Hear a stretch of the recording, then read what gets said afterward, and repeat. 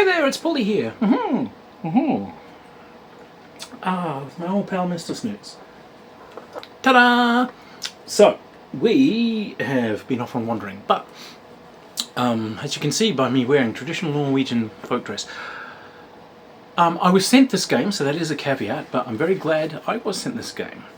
This is a board game, Fort Circle Games. This is Votes for Women. This is a game about the suffragette movement winning women the vote in the USA. And sad to say, in these trying times, this is an important thing to be remembered in history and to have everyone look into again, to realize what struggles were done and that apparently those struggles are ongoing. There are still people working 24/7 to take voting privilege away from over half the human population.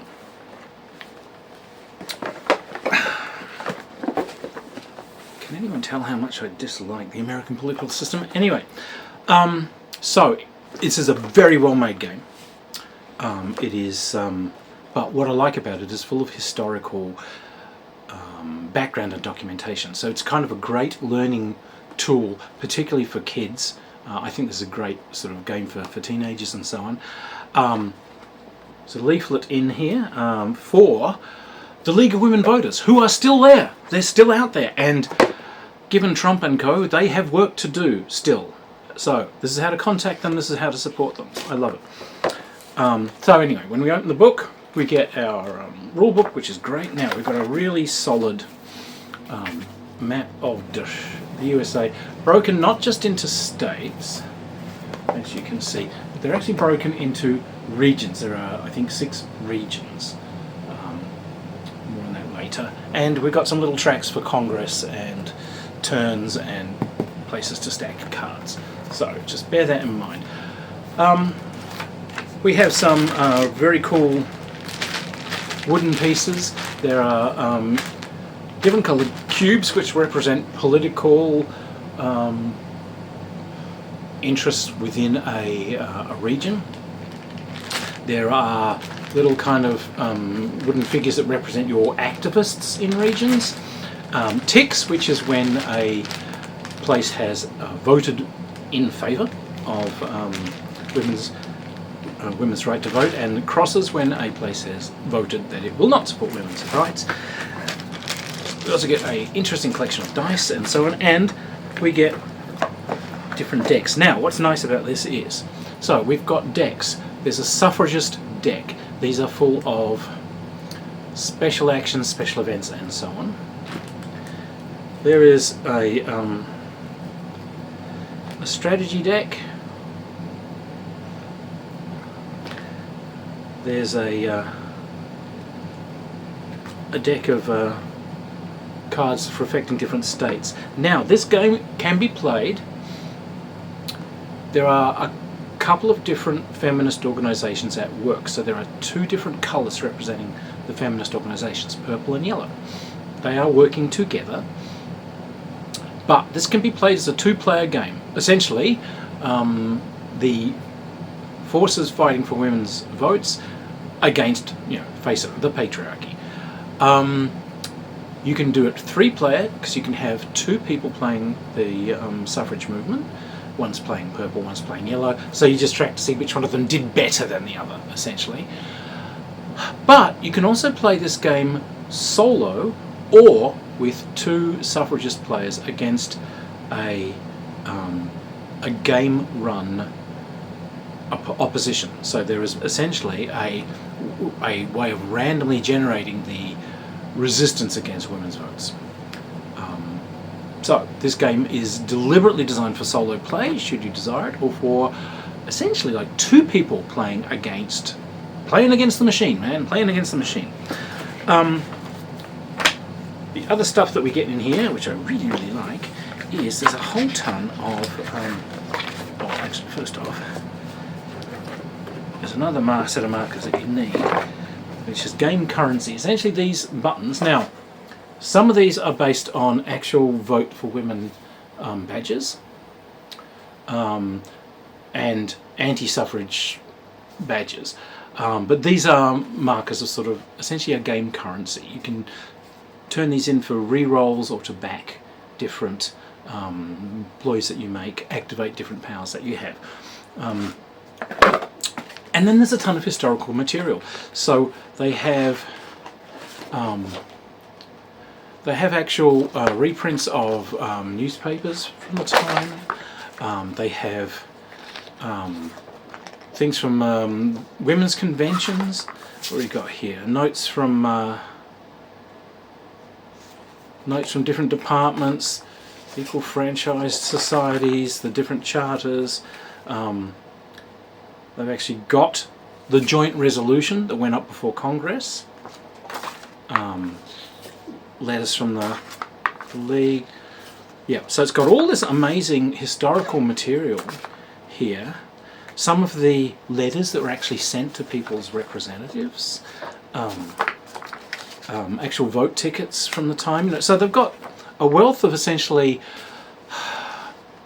cool teaching stuff. If you were a teacher, this would be classroom material, and very well done indeed.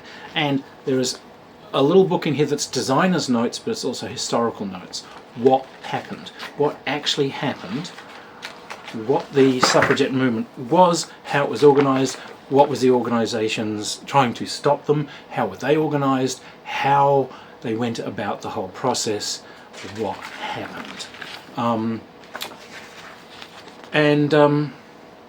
So there's your background. So, like I said, it is an educational affair as much as a game, but a game indeed. It's very good. So, what happens is you have your strategy decks, you have your board. There's kind of two layers to the game. First off, you've got to get the amendment that will be voted on to allow women to vote. You have to get that into Congress, and that has to be basically placed out for the vote. You have 6 turns of play in which to get that vote to Congress. If it doesn't get to Congress and get tabled, then the Votes for Women movement just automatically loses. Bang. When it comes to vote, the suffrage movement has to get 2/3 of the states to vote yes. So does seem like in many ways are stacked against them. What happens is you lay out the board. You get a number of these little the how to vote button currencies, and you have your pickup decks of strategies and so forth. You will be dealt a number of strategy cards, I believe it's 6, and then what happens is it's the suffragists' turn.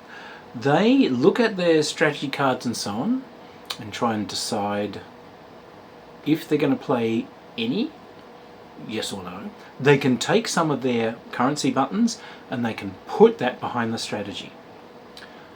Their opponent may choose to try and oppose that strategy card. To do it, they have to play more currency buttons than the suffragettes.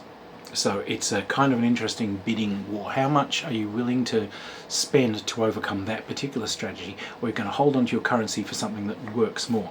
Now, you've got your activists. The activists are in a general region. They're not in a specific state. So they're in like the Eastern Seaboard, or they're on the West Coast, or they're somewhere in the Great Lakes states. Where they are, they can attempt to place political control counters, and these often come through the strategy cards. But otherwise, essentially your rolling some dice, and they are giving you political control counters. And again, your opponent is going to try and move their agitators into the same areas to try and counter what you're doing. You can never have control counters from two different opposing sides in one. So if the suffragettes have two counters and the patriarchy comes in and puts 3, you remove 2 of the suffragettes, and the net result is you get one patriarchy counter in there. So what it's actually it's a fairly simple game in a way, but it's the card playing that makes it interesting. You may play cards as different sorts of things. So you can play a card as an event, and that will just be something. This happens. Often that will say you get some more game currency, or it might say a new political activist turns up in for you, in the Great Lakes, or it might be there's a rally or a speech given which gives you some control in certain areas. You can play a card as a campaigning action, and this is where the dice come in. So you're rolling one of these d12s for each campaign you have in play, and the dice results are the number of those cubes that you can start putting down into areas. You can spend game currency to re-roll those dice if you don't like them. You can play cards as an organising action. So each political activist that you have on the board basically now gives you a unit of currency. What else can you do? You can play for lobbying actions. Yep, so again you roll as many d6 as you've got campaigners on the special dice they've given you. For each 6 rolled, you can push the whole thing in Congress 1 extra space. You've got 6 spaces to fill. When you filled those 6 spaces, then the bill comes up for vote. However, if 6 turns go past and you have not filled up those 6 spaces, suffragettes just simply lose. Once those votes are in, then you're go into a phase where you are rapidly playing to see who's going to vote yes or no. And strategy cards are being played, and etc. So obviously there is a balance as you play it as to how much are we trying to control states and get more currency to spend to allow my strategy cards to actually work for me. How much strategy points am I using to try and block the other person? How much of this currency am I going to use for re-rolls if I roll rotten? But also, how much am I concentrating on controlling states as opposed to making sure this thing comes up to votes in the first place? If you're pushing too hard to bring it to the vote, then the anti-suffrage movement guy might be roaming around putting lots and lots of counters down all around the place to make your life more difficult. He can move rapidly around and just start laying lots of counters in places. Not too strong, but he knows that you've got a lot of work to do. All he's got to do is cross you up. So it's an interesting game of resource management. At the end of a turn, you're going to be drawing more cards and so on, and then these cards, it all comes off the cards. They have things written on them that say, if you spend game currency, this power will come in. Otherwise, you can use it for this, or you can expend 2 units of game's currency and, do this and take another action. So again, use of the cards is the whole thing. There's some op force cards for essentially generating the strategy if you're using essentially the AI built into the game to run the opposition for you. There's a thing that you just start drawing and it tells you what the opposition is doing, so that there will be someone actively working against you if you're playing solo, or if you've got 2 people who are playing against the patriarchy. It's a nice game. Your final voting, so after 6 turns, the 19th Amendment has been sent to the states. So in the final voting, players take turns. selecting a state to vote. Each player rolls a d6. You can spend more of this game currency to re-roll their dice. If a player has cubes in that state, then you add that to the roll, and then you see whether you get who gets the highest score. So prepping that ground before you send the thing off to vote, important. So the fact that there's an opera bot, I think, makes this very, very, very useful. You can actually play this solo, or as I said, play it with two friends against the evil patriarchy. The fact that it is aimed as being an educational experience, I think, takes us outside of merely being a board game. It is a board game and an excellent one, but this does make it a great teaching aid, either in a school class, which I think this would be invaluable, but also just for teenagers and people who don't realise what a struggle this was. And indeed, what a struggle it still is.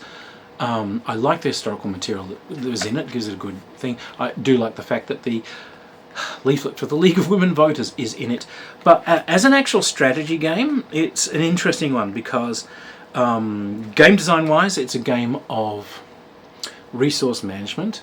It's that, how am I spending my times and moves? I've got cards. I can burn cards to get more currency. I can burn the currency to activate extra powers on other cards. I can, instead of doing much of that, I can instead decide to use my agitators to lay further control into states for when it comes to a vote, or I can use my agitators to try and push things in Congress so that there will be a vote. So it's a strategic game of resource management, and simple but clever, and that's what makes a good game. There's no rules to get bogged down in here. It's quite simple, but it's that strategic choices of how you're going to spend the resources you've got and the cards that you've pulled as you look at them, thinking, what am I going to play where, and when's the right time to do this? I can fool this guy for a while, and then I've got a thing that'll suddenly make the eastern seaboard come thundering to my side, but I want to play that one late in the game so he can't do anything to stop it. So you're trying to figure out your timing and tactics. Simple but clever, and to me, simple but clever is the essence of good game design. So this is a good piece of work. So look, chaps, definitely hats off, and many salutes for a very clever game. Like I said, simple to explain and simple to play. No bogging down in rules, but it has a high replay value because of those strategic choices that you're making and the resources. This is one that you can actually pull out and play many times. So cheers, good game design. And as I have said, sadly it is very relevant in the current political age, when there are, honest to God, forces arrayed to try and turn the clock all the way back. So it's a fight that's ongoing. And the more we are educated about what that fight was and what that fight is, the easier it is to fight it. So anyway, worth taking a look, and worth taking a look at a lot more from this company. I'm going to try and find a lot more of what they do, because I think this is good work. Anyway, Mr. Snoots wants to push the button. I will see you guys around the game table sometime. As you can see, I am back from India. It was a long and very strange trip, and I enjoyed myself thoroughly. Hope to catch you sometime around a gaming table. Cheers! Whee!